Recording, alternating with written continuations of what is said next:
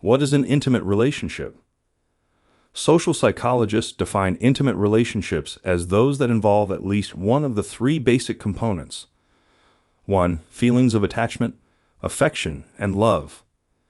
2. Fulfillment of psychological needs.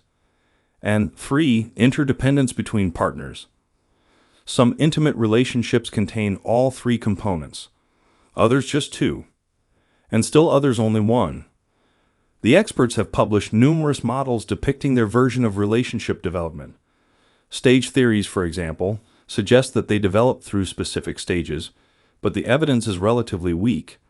Other models propose a more gradual accumulation of rewards, or suggest that different types of relationships develop differently.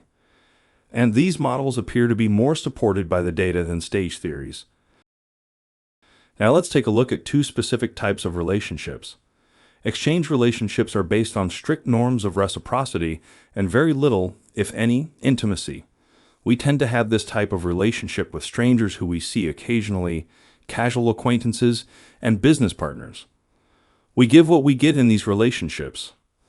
If a stranger is kind to us, we'll be kind to them too.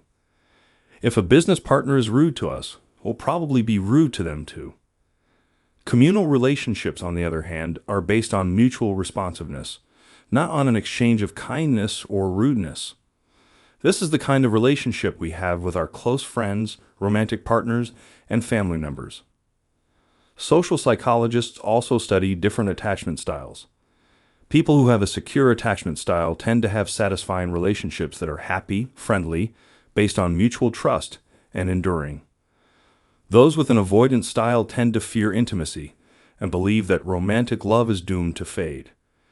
People with an anxious style tend to have emotional highs and lows, are obsessively preoccupied with their partner, are more willing to make long-term commitments, and exhibit extreme sexual attraction and jealousy.